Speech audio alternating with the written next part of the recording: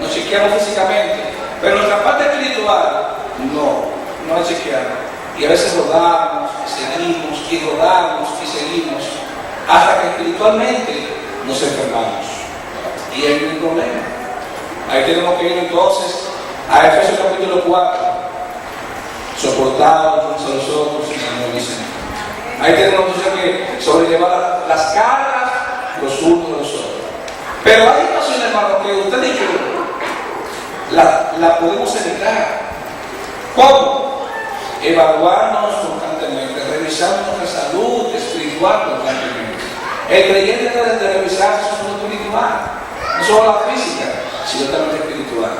Miren, decía un hombre de Dios, el hermano Ernesto Trencher, vivió en España por muchos años y fue de los últimos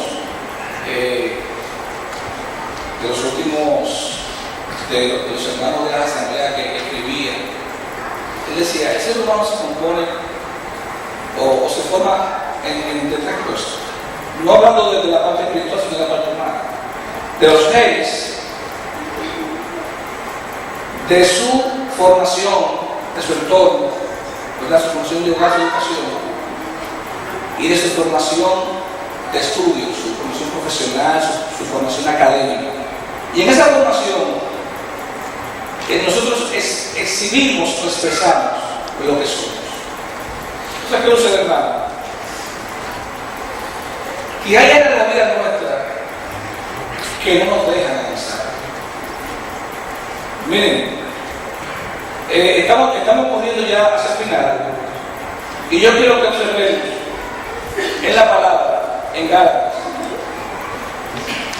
lo que le preguntó a los hermanos de que Dios me viene, que iba dentro de la meditación de esta mañana, iba a tocar algo de la parte de atrás, de todo que nuestro hermano subiera. Mira, nuestro hermano se hablaba del fruto del Espíritu, que eso es lo que Cristo quiere que nosotros desarrollemos, proyectemos y llevemos. ¿Con qué propósito? Con el propósito de mantener unido y vivo el cuerpo de Cristo. Pero hay cosas en usted y en mí que no se hablan. Bíblicamente no se hablan y casi o muy poco se menciona. Yo quiero que vayamos a Gálatas capítulo 5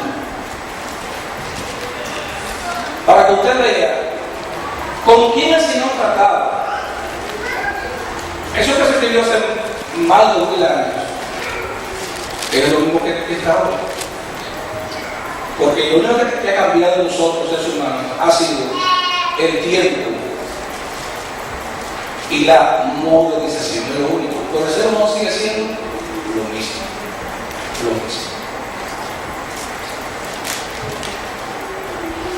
Dice la palabra de Dios en Gálatas capítulo 5.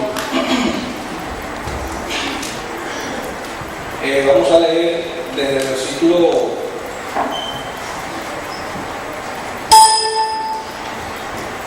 versículo 'Perdón, no, ese fue el tiempo que terminamos. No, porque hay una iglesia que tocan un tiro al predicador y a veces uno ¿verdad? Bueno, miren, Gálatas capítulo 5 y vamos a leer el versículo 16.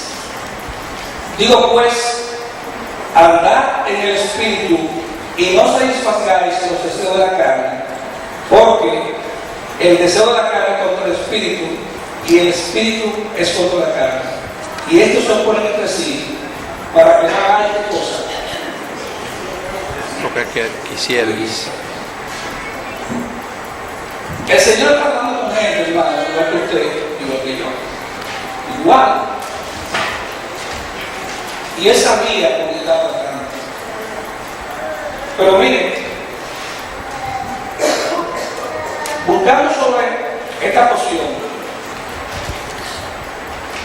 el único comentarista bíblico, Dwight L. Moody, que encontré, él hace un desglose de las manifestaciones de la carne, de lo que a veces a usted y a mí nos impide seguir el ejemplo de Cristo, de lo que a veces a usted y a mí nos impide procurar la unidad de la iglesia, lo que a veces a usted y a mí nos impide crecer espiritualmente.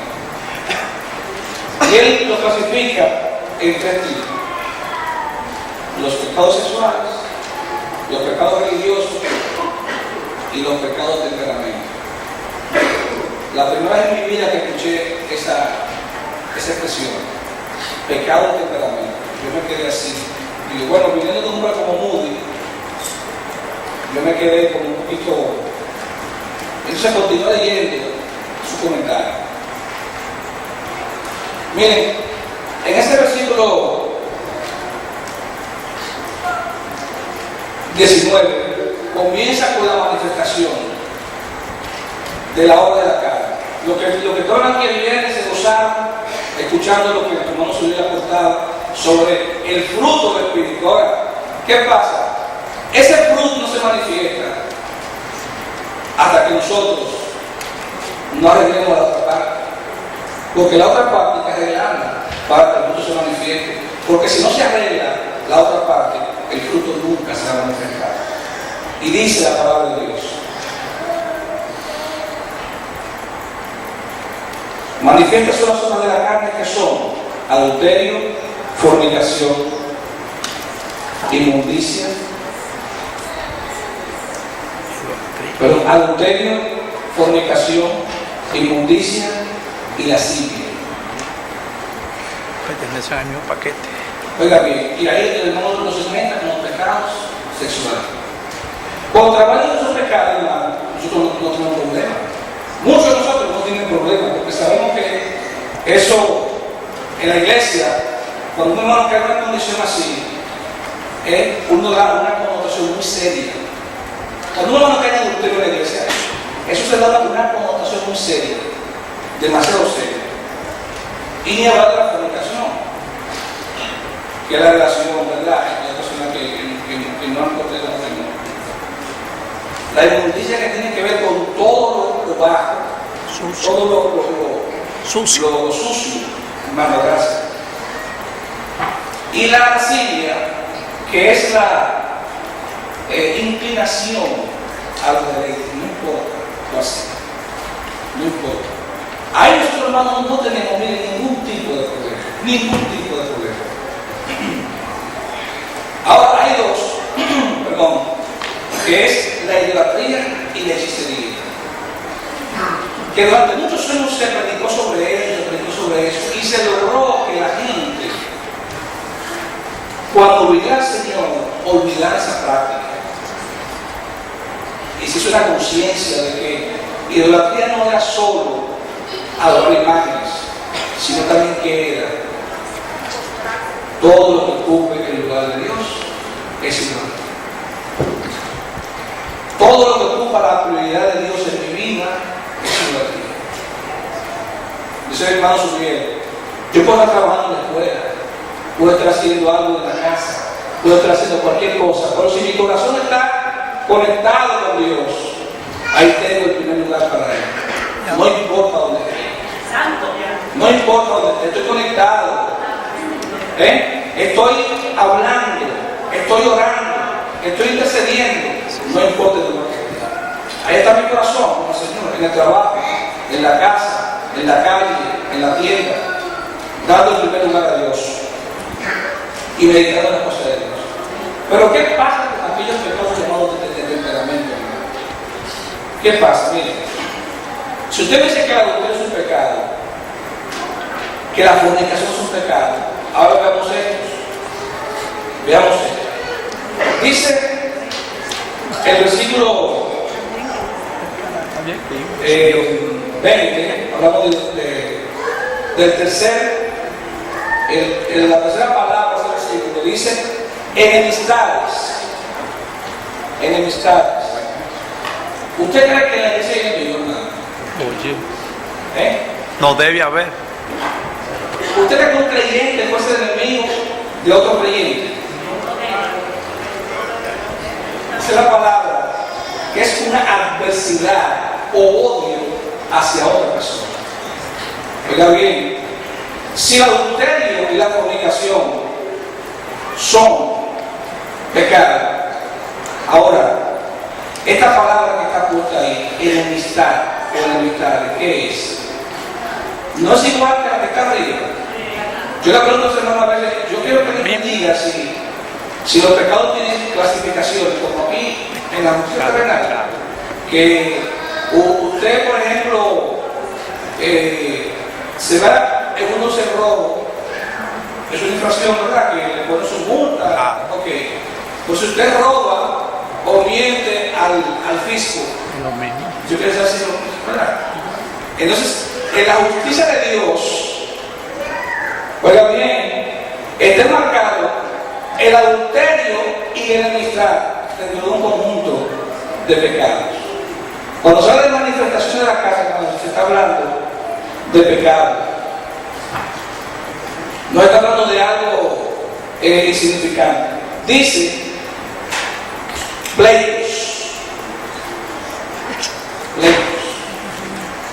Y me gustaría saber, hermano, si como diría quizá allá por la zona de ustedes. Para nada, para allá. Si los evangélicos pelean. Me gustaría saber si los evangélicos pelean. ¿Verdad? Y eso es una pregunta. ¿Los evangélicos pelean, hermano? Los convertidos no pelean. Los convertidos, ¿verdad? Sí, exactamente. Los convertidos pelean. Bueno, si los convertidos pelean, hermanos, y si tienen amistades, entonces están pecando igualito que los comentarios de ustedes. Ay, Padre, perdón. Y eso dice la palabra de Dios. Eso no lo digo yo. Si usted examina manifestación por manifestación, tradúcase la palabra pecado por pecado, eso está ahí. No necesita interpretación ni que alguien le traduzca el griego original. Enemistad y pleito es pecado, hermano. Es pecado. Contienda, diferencia, disputa, litigio entre partes, pleitos, celos, hermano. Eso pasa pecado. Ay. No es el celo, oiga bien, no es el celo que usted, por ejemplo, tenga por la obra, porque las cosas se hagan correctamente. No es a eso que se refiere. Porque hay hermanos que son celosos de la obra del Señor. Y qué bueno que en cada lugar Dios pone hombres y mujeres que son celosos de su obra, que vigilan, que cuando uno está mal, se paran y hablan. Hermano, eso es correcto. Bíblicamente eso está bien. Y cuando quieren que no se arregle, llaman a uno, hermano, mire, que no se puede seguir así. Eso es celo por la obra. No es ese celo, es el celo de la disputa. Es el celo que va muy ligado como a la envidia. Y yo pregunto, ¿y hay cristianos que tienen celo de Dios? Por ejemplo, ¿cómo yo puedo celar o envidiar lo que Dios le ha dado a otro hermano? Subió decía el sábado, lo que Dios nos ha dado a nosotros. Ustedes, por ejemplo, que yo estoy parado en una plataforma, predicando la palabra y exponiendo la palabra como así se dice. Eso no es lo que yo estudié. Claro, esto se preparó uno, ¿verdad? Se lo prepararon.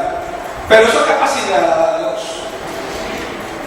Eso es Dios que la da. Y la da para la edificación del pueblo. Gloria a Dios.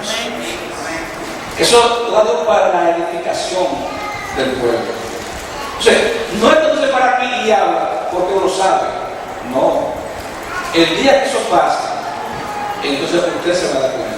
Y van a decir, ese hermano, lo que se esté proyectando de arriba. Eso es así. Lo que Dios da, o lo que Dios nos da a nosotros como dones, lo que conocemos como dones, es para usarlo en beneficio de su obra. Es para la edificación.